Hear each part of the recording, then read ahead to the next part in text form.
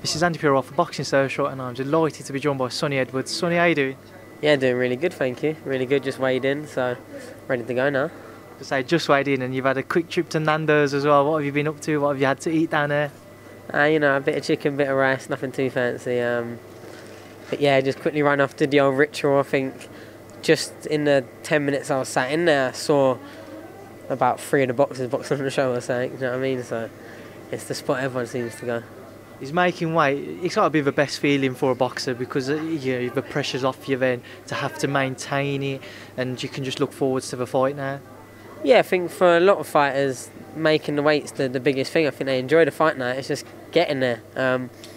Super flyweight is and always will be quite easy for me to make. It has been my whole career. I was a light flyweight amateur, 49 kilos, and obviously I've boxed at super flyweight really and bantamweight. So yeah, it's a bit heavier than I probably should be boxing or would like to be boxing, but this is where the opportunities have been for me. 2019, I think the fights that are looking more likely are still at super fly, but I'm open to anything at flyweight with you know, a discussion with my trainer, maybe even light flyweight again. I don't know, I think it would be a lot harder to make, but then you probably see me in shape for the first time in my career if I made it down there. But it's just there's not really opportunity, so what's the point of going through all that hell? Which I think I'd still be able to make it in a relatively comfortable fashion because I am quite fleshy. My body fat, as you can see every time we get on the scales, isn't exactly the lowest. So yeah, we're going to have a sit down after this fight with, you know, Frank Warren and my management team and try and path out something. But we've got provisional plans and they're looking good for 2019, albeit I've got to get through this one first. That's it, albeit getting through this one. Just talk to me about Saturday night, your opponent, and what are you expecting? Well, I've seen him fight a few good fighters. Got Jamie Conlon, fought for a world title. Alison Pacites fought for a world title and drew against Donnie Nietzsche. Beat 16-0 with a draw on Rocky Mex. You know what I mean? He's been mixing it with good company. Do you know what I mean? So I'm not expecting an easy fight by no stretch of the imagination. I know his style is just, if you think of a Mexican fighter, it's just that. Comes forward, very rugged, slow footwork, but can bang with both hands. Carries power, doesn't mind taking a couple to give one, but you know what I mean, styles make fights, and I think if all goes to plan, stylistically I can make this fight easier than it is on paper, easier than a lot of fighters maybe around my weight would find it, just because I'm very elusive and very hard to hit, and that's going to be the plan from this fight, from my last fight, and from probably every fight. I've played to my strengths. There's never going to be a fight I'm going in there looking to, you know, walk someone down and hurt them, because that's just not me. It's not my style. Warm into it the first few rounds and sort of let my work speak for itself in the back stretch. When you mention some of the guys who he's been in with, such as Mark Conlon, does that maybe add a bit of added pressure to yourself to maybe want to deliver a similar performance or better what they've achieved? Well, I'll correct you. It's Jamie Conlon. Oh, Jamie Conlon, my bad. Sorry. But obviously, Jamie Conlon's a good fighter, fought for a world title. I think it was like 14, 15-0 at that time. I'm taking it a bit earlier at 9-0. But no, not really. I think it's better to have a measuring stick, especially if things work out. Obviously, if I beat him and beat him clearly, there's a measuring stick there, do you know what I mean? As the Box Nation and at the time and BT have said before my fight of him, he gave Jamie Conlon hell at times, had him down heavily twice in the 7th round, beaten world challengers, etc.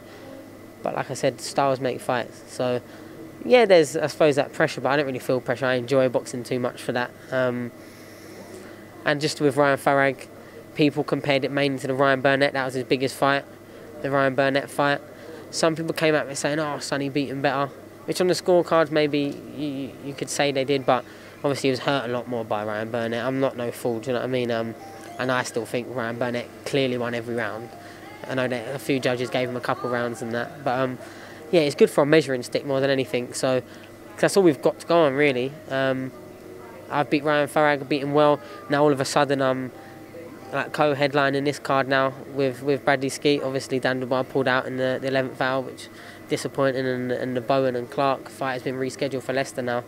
But so yeah, the card's taken a blow, but I'm here to do what I'm going to do. It's a good opportunity to be live on BT and be one of the stars of the show. So I'm registering it really twice in 7 weeks. I'll be at the top end of 2 TV cards, so I can't really grumble. And talk to you about your 2019. What are your plans? What are you looking to put into place? I had a little talk with the Warrens today, just briefly passing. Try and get out again early next year. Maybe just tick over fight, maybe bigger than that. But aiming really for the back end of April, May, for like a big fight, hopefully for the British title. But obviously that's all just provisional at the moment. If I lose this, then it's a whole long way back up the ladder. For me personally anyway, because I do rate myself very highly. I'm not the shyest in saying it. But a loss at this stage of my career, obviously it's not the end of the world, but I never go in to fight. I never go in planning for what's going to happen after if I lose, because I don't believe that's the right mentality, and it's never going to be mine. I could get put with anyone in front of me, and I do wholeheartedly believe I'm going to win. But it's a very exciting time for me right now, because all of a sudden, from going 8 fights, having not boxed live on TV, I was on Box Nation on a pre-record, to fighting twice, headlining Box Nation, and now co-main event in BT. It's a great place for me, and a good performance against Farag, that's ticked, and to finish off the best year of my life will be a good win against Granados. You know what I mean? I only had, my son was born nine days ago, so congratulations. Yeah, so it's a bit of a hectic camp. I had 4.5 weeks notice. The initial opponent I accepted pulled, so we had Granados offered. Obviously I took it yes straight away. Change of the belt, went from WBC International. I think the WBO got a bit upset about that I weren't fighting for one of their titles, so they offered up the WBO Intercontinental, which obviously I took. It's a better title than the WBC International, and that'll be, touch wood, I'll win my second. So who knows? Two early fights in 2019, and then I'm not going to hint at it because I don't think I'm ready really. But you know what I mean? World titles aren't a million miles away, and it's not because I don't feel ability-wise or talent-wise that I can win them. It's just, for my career, I want to clean up domestically, I want to fight domestically and build my career on that. And then when I get to the proper world level, because Granados is a big stepping stone on the check mark, don't get me wrong. I think Jamie Collin boxed for world title 2 fights after he boxed Granados, something along those lines.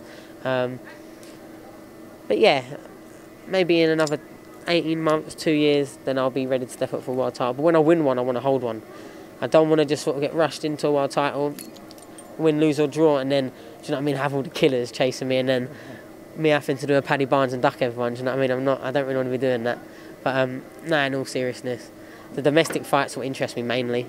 And in a minute, it looks like there's going to be two flyweight world champions from Britain. One being my brother, one being Andrew Selby. Khalid Yaffa is the world champion at super flyweight. How long he holds that, I don't know.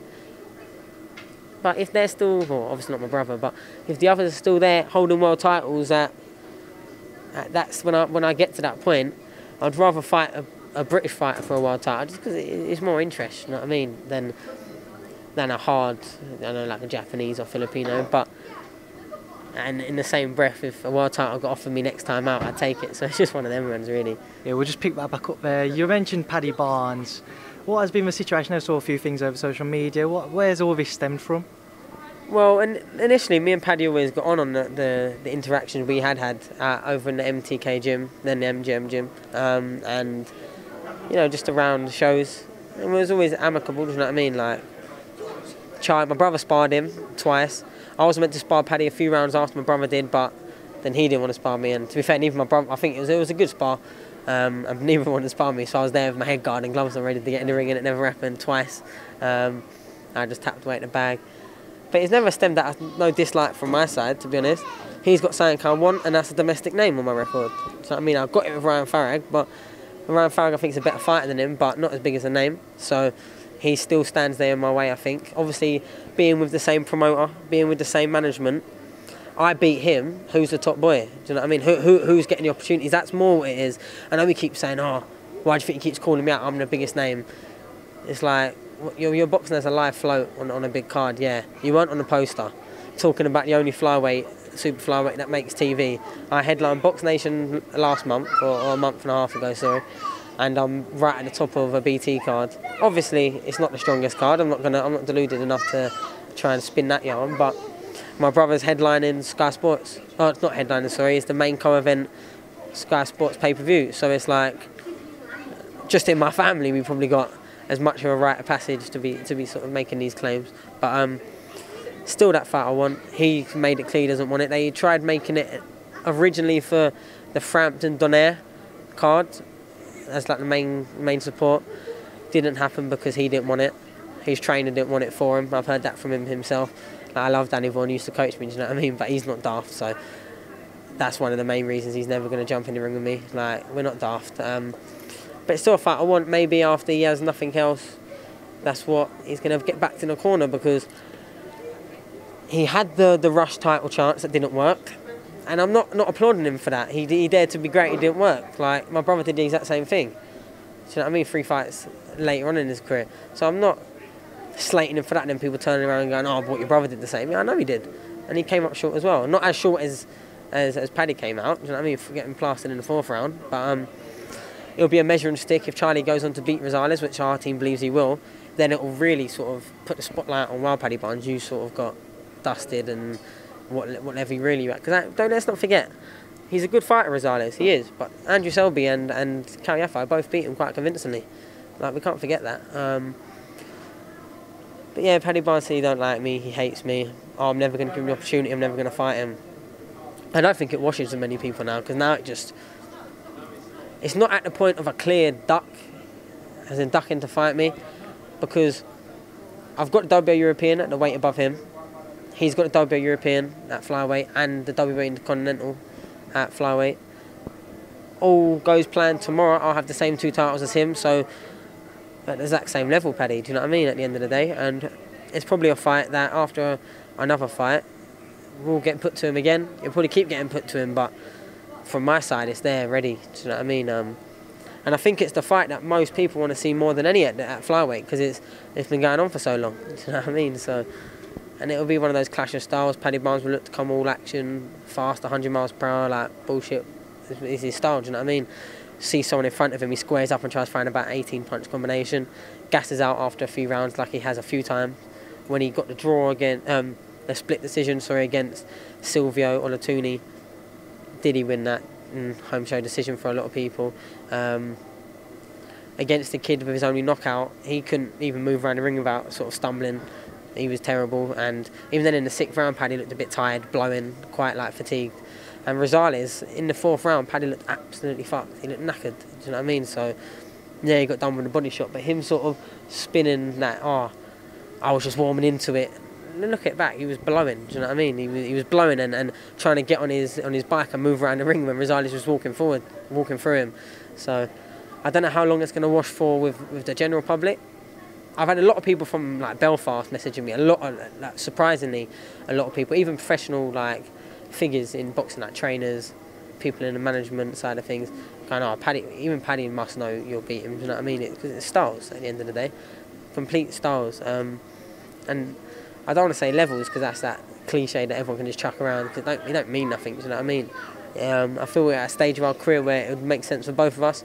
If I get through this fight, it'll make a lot of sense for both of us. We've both got the same 2 titles at different weights. I'm really a flyweight, just no one wants to fight me on flyweight. But yeah, I don't know how long it's going to wash with management and our promoters, because they wanted to make the fight at one point, especially Frank Warren wanted to make the fight. Because at the end of the day, if Paddy Barnes is going to get beat, or I'm going to get beat, they would rather it be in a good fight by someone in-house, because then one person pushes on massively from it, do you know what I mean? How long will they keep investing in Paddy Barnes to not perform? I don't know. Not very long, I don't think. Not when you're looking at the performances I'm putting in compared to him. Like, the rounds I'm putting against Farag are by far better than anything he's done in a professional ring at any point. He's best known for getting knocked out in the 4th round, do you know what I mean? So you can't hang on to that amateur background for ages. I mean, that Paddy Barnes is about 8 years ago now, the ones that was winning bronze medals, so a lot can happen in 8 years, you know what I mean? I was walking fighters into the ring at London 2012 Olympics like 6 years ago, do you know what I mean? A lot can change. And finally, just a word on your brother. You know, he's world title fight next week even. It's his 2nd chance to become world champion. How's he looking? How's his camp gone? Yeah, his camp's gone really, really well. To be fair, I only sparred him once, and that was 1 free round in this camp to fill in some rounds. Him more to help me out, actually. Because I got 28 days after the Farag fight with a little cut that it was more like a chicken scratch. I think my cut man was only in for 1 round, and that was the 3rd. But yeah, very, very sharp, very strong. He's looking dangerous. He was always a bit 100 miles per hour bullshit before. Do you know what I mean? He won't be offended by me saying that, because he used to just try and use his engine every last drop of it. Do you know what I mean? And all that costed really was punch quality and accuracy going down. But now he's with my trainer, my long trainer, Grant Smith, up in Sheffield. He's a lot more relaxed. He's showing a lot more power, a lot more composure, a lot more ability to read fights and take instructions in, which, as probably the closest person to him in the world, I've seen a big change. The whole team's brimming confidence with him, to be honest. He's been sparring great sparring partners, big, strong. That Karim Guiri, who's EBU European champion twice, I think, and he's mandatory for it again to fight George Ories, who beat Josh Well. He's been over for 2 weeks, done loads of rounds with him. He's the one that knocked out Ryan Farag, actually, if you remember, on Box Nation. Tom Bell as well, who's I think 6-0 at featherweight. Had a good amateur background, but he's, you know what I mean, he's big, rangy, and he comes to have a go. So he's had great sparring for it. He's looked phenomenal. Obviously, we don't talk about too much in sparring, especially with the sparring partners that came over. But if he's lost any rounds in sparring, it's been very close. You know what I mean, he has been very clinical and very relentless. Done 12 rounders, 10 rounders, 8 rounders. I think he did a 4 round today. He just looked fantastic, to be honest. So yeah, he's looking very confident and very good, very confident. Well, Sonny, I appreciate your time. I know you're going to want to shoot off now, so thanks for speaking to Boxing Social. No worries, thanks for having me on.